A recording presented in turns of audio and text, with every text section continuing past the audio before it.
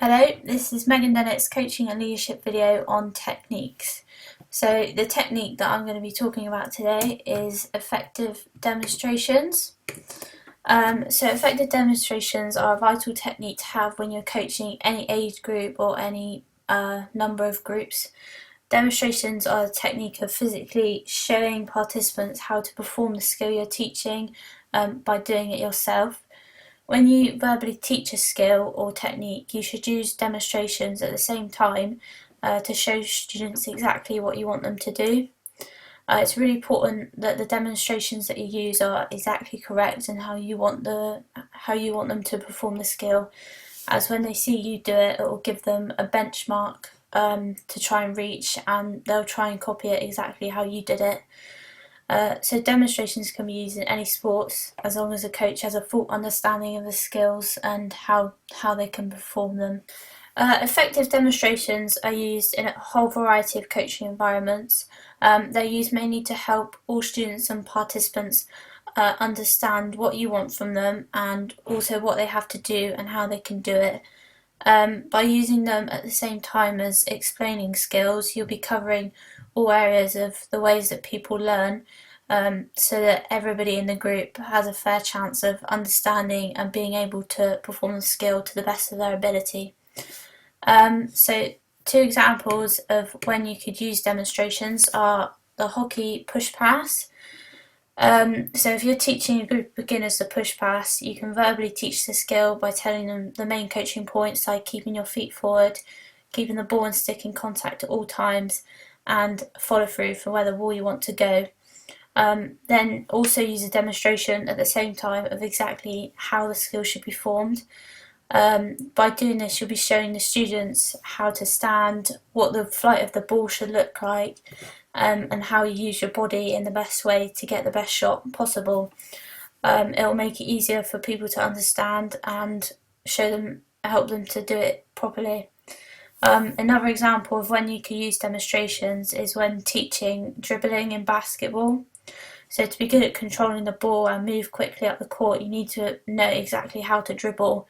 The coach should demonstrate to the group exactly what height the ball should bounce, where you should make contact with the ball in your hand, and how low you should keep your body. This demonstration will give a clear picture for students to copy and refer to when practicing the skill. So I think that demonstrations can be used in any environment at any time and they'll be effective, but there are some environments when demonstrations are more important than others. So an example of this is the age group of the performer. When you're teaching young children, demonstrations are really important. This is because children have a much shorter attention span than older athletes, and they won't be able to listen and take in everything that you say to them. So by using demonstrations, it will give the children something to engage in, something to watch, and so that they can fully understand what you want from them, how to perform even simple skills. It will help them a lot. So demonstrations are still important if you're teaching older students, as it gives them something to refer back to when they're practicing and understand the more intricate details of the skill. So demonstrations are also important when you're teaching teams and individuals. I think they're more effective when you're teaching a team, because you'll have a big group of students listening to you at one time, and in one session you might not be able to have time to go over and personally see each individual student. So by using demonstrations throughout the session, it will give them something to recall in their memory to be able to perform the skill better. And also, if you've just spoken to them, they could have missed information if they were talking to another member of the group, and they won't know how to perform the skill well. So it just gives everybody a fair chance of being able to do the skill to the best of their ability. It's not as important when you're teaching individuals, as you'll have a one-to-one session. You'll have a lot of time to talk through the skill. They'll be able to ask you questions, and you can go through every single detail, so they're not as important.